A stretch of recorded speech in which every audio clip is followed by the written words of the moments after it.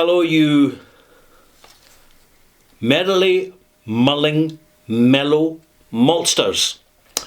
And thank you to Peter Lund Coffod for that malt mention introducing Ralphie Review 1034 extras.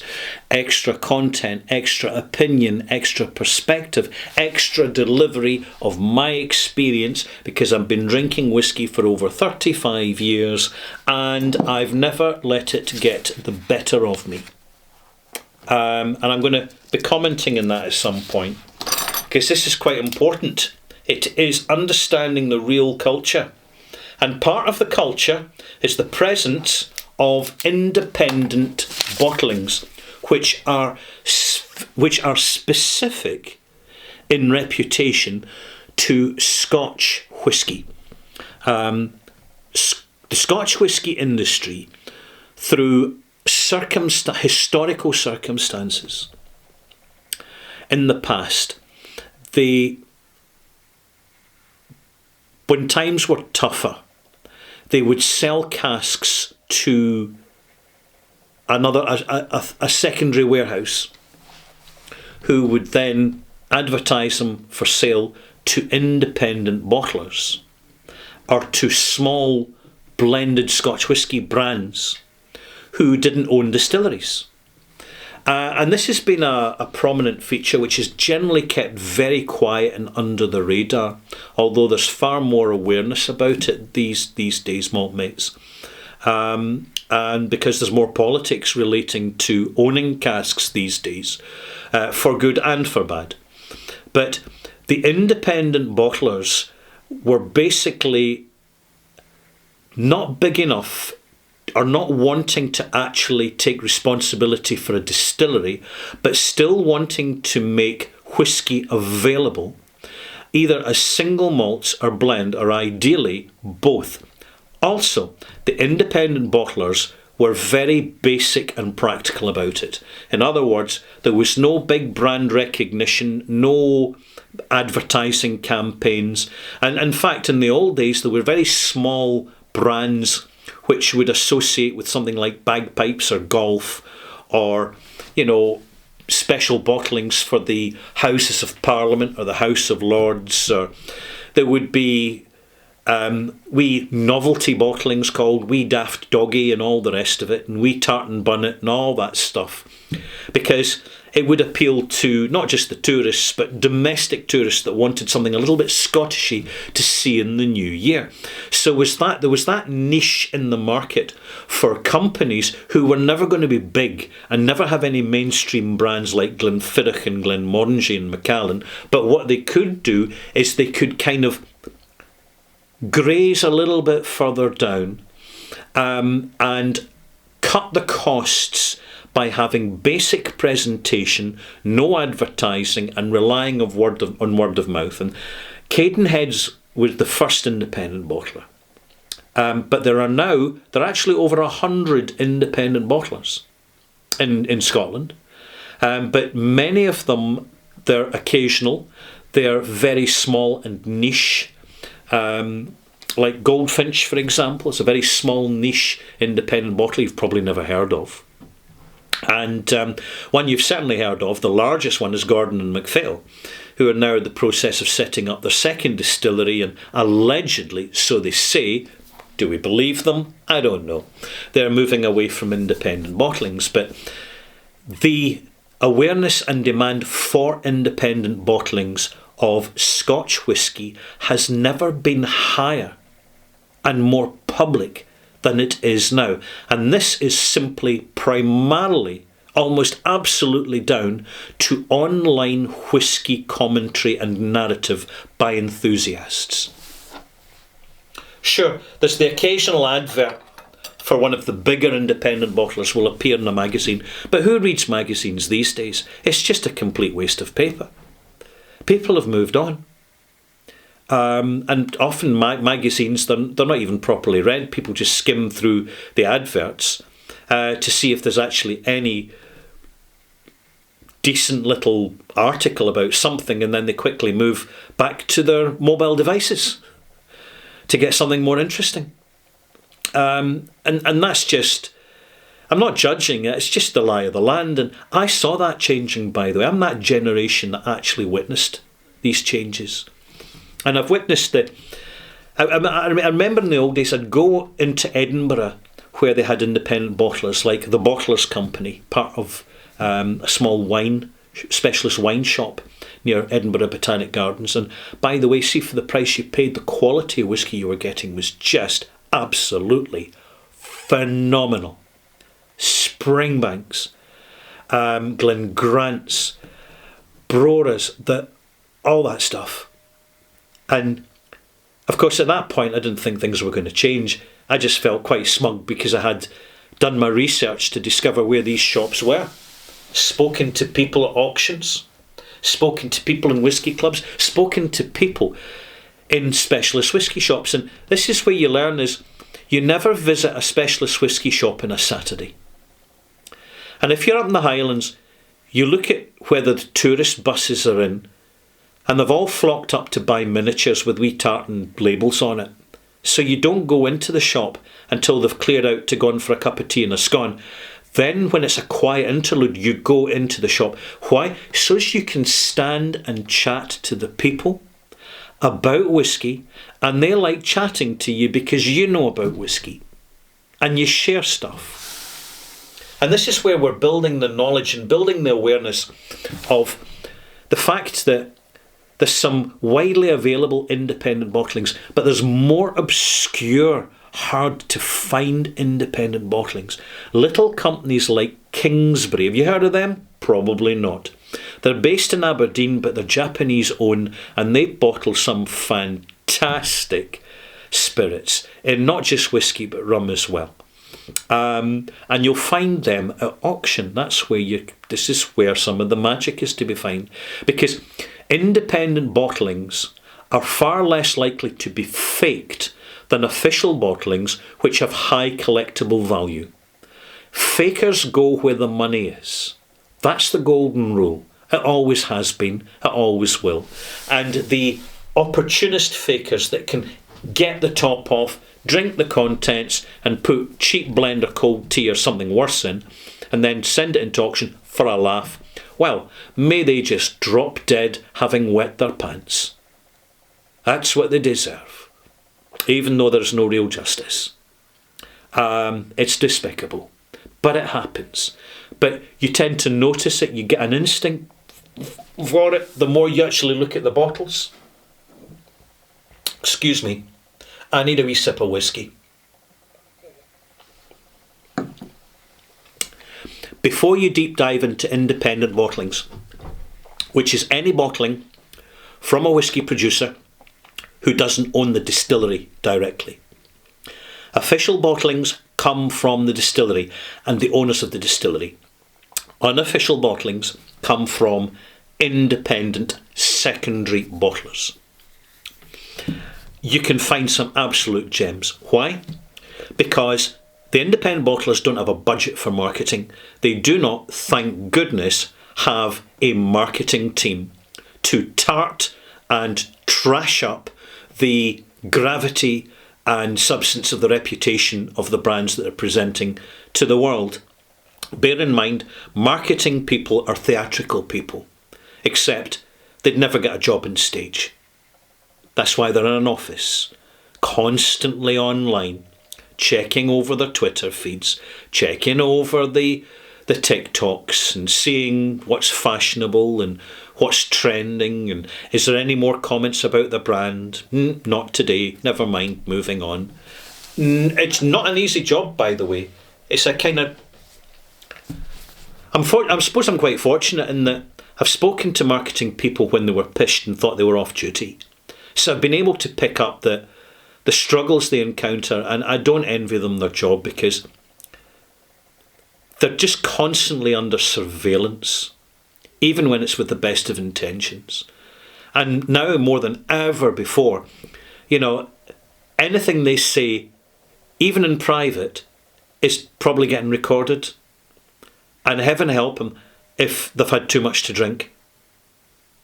And there are people that play some shabby tricks on the industry professionals. And it's a new trend that I've noticed, particularly in Asia. For whatever reason, just noticed it. The independent bottlings are not versions of whisky you start with. They're versions of whisky you evolve to. What are you looking for?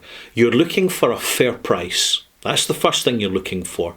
And you're looking for a completely unpretentious, informative message on the bottle that tells you it's unchill filtered and natural colour. You're looking for 46% and higher.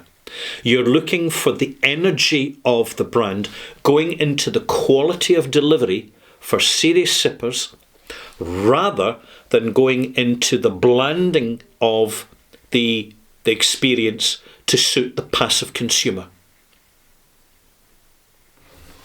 This is what makes independent bottlings so fascinating. Don't be mistaken. You can get some appallingly bad bottlings from independent bottlers. You need to be careful. Your best point of reference is to check online, a general sweeping search if you see a particular bottle you're interested in. Take a photograph. Don't buy it immediately. Send it to a friend. What do you think? Go onto the Discord or your Reddit channel. What do you think of this? Anybody tried this? Then take it from there. Never be in a rush to spend your money. If the bottle sells out, no worries. There'll be another one along shortly. It'll be slightly different, but in many respects, kind of the same. With independent bottlers, you are in a marketing-free zone. This is so refreshing because it's just not as condescending and patronising as it can be, particularly with the large corporations who have their way of working. And to be honest, with experience, we just get fatigued with it. With the independent bottlings, we have the experience of consuming whisky, and we need this so as that we're careful when we add water and we don't judge in first pour and we don't splash the whisky about trying to make it instantly accessible as soon as possible so we can guzzle it and nick it. That's not what the independent bottlings are about. Can I also add that the independent bottlings are, at the moment, in many ways more dynamic and far more responsive to the educated, informed whisky customer than the big mega brands are. For example, you've got Ardnamurchan have produced their own blended scotch called Maclean's Nose. Superb whisky, great value, even for single malt snobs like myself. Really interesting, engaging, well-made whisky. Really well put together. Beautifully constructed. It's not been forced through a bottling plant system and shocked in the process like many of your mainstream brands, which is one reason why they need all that caramel and chill filtration to basically to smooth out the cracks and the ripples in the fabrication, and also just to make it palatable for the inexperienced and lazy customer. It's not entirely the whisky industry's fault that they have this habit, but it's really useful for us experienced whisky repeat customers, high spending customers, invested customers. It helps us separate and avoid the disappointment of the occasional banality and blandness of some official bottlings, which we get used to. They're not exciting anymore. Our palates have moved on. Our sense of smell is more developed. This is why we go to the independent bottlers. But we got to be careful. We'll go to Whisky Base, really, really good resource to find out a consensus of opinion, and it's just opinion. Wherever it's coming from, it's only ever an opinion. And you'll start to notice, you'll look at one independent bottler bottling one particular whisky, say Ben Nevis, just as a working example, and you'll say, oh look, all the bourbon cask versions are getting lower points and all the sherry cask versions are getting higher points. Then you'll go into the shop, the specialist retailer, the sort of shop that actually stocks these bottlings, because Amazon doesn't, thank goodness. And you'll see the two bottles side by side, same distillery, one's a bourbon cask, one's a sherry cask. Which you're going to buy? The one that got a better consensus of marks over the series of bottlings. You'll start to spot the themes in the feedback because more and more independent bottlings are being reviewed. Now, big independent bottlers, well, Cadenheads, very old school, very long-term contracts, very well entrenched in the whisky scene. They get good stuff. They bottle good stuff. Always an interesting shop to visit. They only sell their own whiskies generally, although they will stock Springbanks when Springbank has run out at other retailers, just so as you know, and Kilkerran's from Glengyle Distillery. Also,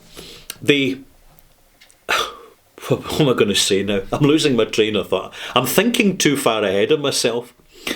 The high street specialist retailer is where you're going to find the mini independent bottlings like Dramore, Carnmore, like Watt Whisky, like Kingsbury, like Thompson Brothers.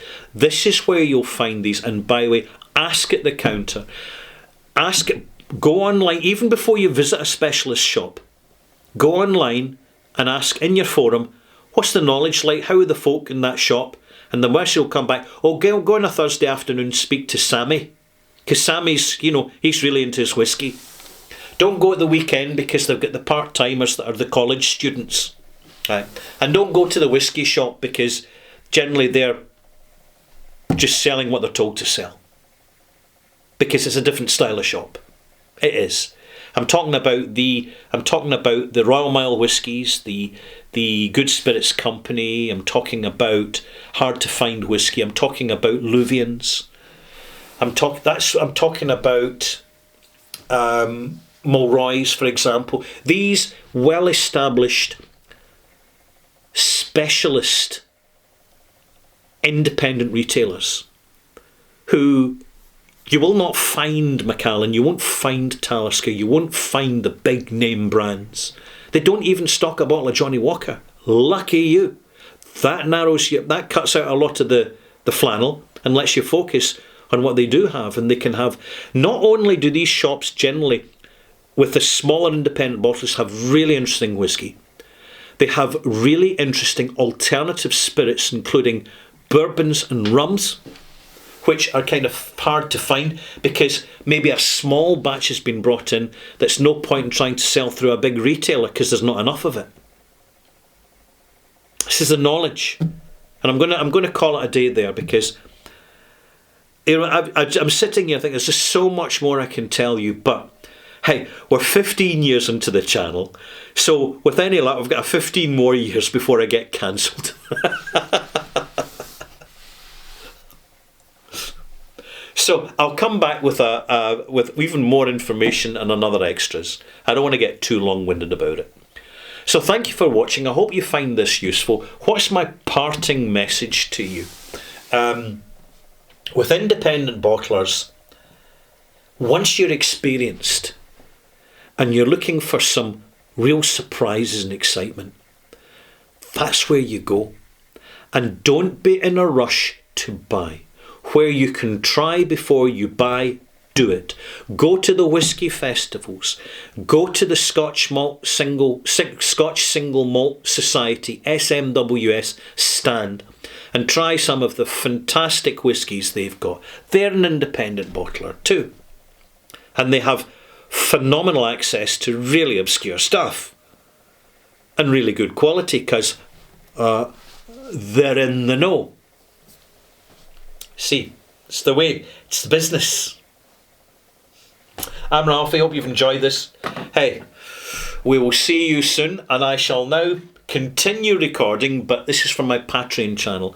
I'm going to record my weekly update for my Patreon subscribers and then do another edition of Distillery Watch 2024. My goodness, it's going to be a banger. See you soon, folks. Bye-bye.